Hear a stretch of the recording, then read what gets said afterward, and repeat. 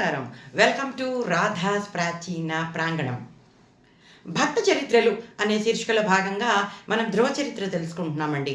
పోయిన సంచికలో ధ్రువుడు యక్షుల మీదకి యుద్ధానికి వెళ్ళినప్పుడు తన పూర్వజుడైనటువంటి భృగు మహర్షి వచ్చి యుద్ధం చేయొద్దని వారిస్తాడు.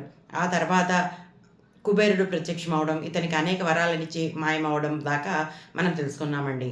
అయితే కుబేరుడు వద్ద వరాలు పొందినటువంటి ఈ ధ్రువుడు తన రాజ్యానికి తిరిగి వచ్చేస్తాడు.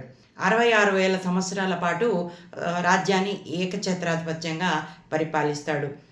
ఎన్నో పూజలు, క్రతువులు, యజ్ఞాలు, హోమాలు, యాగాలు చేస్తూ ప్రజలందరిలో కూడా విష్ణు భక్తిని పెంపొందిస్తాడు.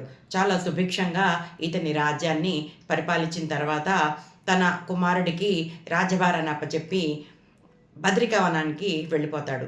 అక్కడ కాలం గడపడం మొదలు పెడతాడు. అలా కొంతకాలం గడిచిన తర్వాత విష్ణుదూతలు ఇతని దగ్గరికి వస్తారు. నువ్వు ఎంతో తపస్సు చేసి మెప్పించినటువంటి ఆ విష్ణుమూర్తి నిన్ను తన దగ్గరికి తీసుకురమ్మని మమ్మల్ని పంపించాడు అని చెప్తాడు.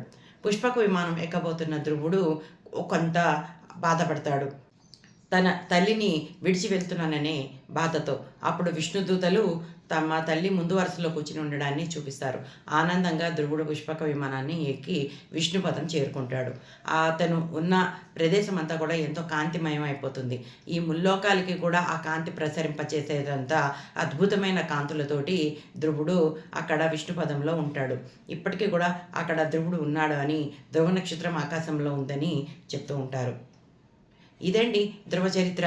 ఈ కథని చదివినవారు కానీ విన్నవారు కానీ ఏ సమయంలో విన్నా, అంటే పండగలకి, లేకపోతే పుణ్య దినాలలోనూ, లేకపోతే కనుక 3 సంధ్యల్లోనూ, ఎప్పుడు సరే ఈ ధ్రువ చరిత్రని విన్నా చదివినా వారికి ఎంతో పుణ్యం కలుగుతుందని, అలాగే వారి అంతిమ సమయాన విష్ణు సాయుధ్యం పొందుతారని చెప్తారండి.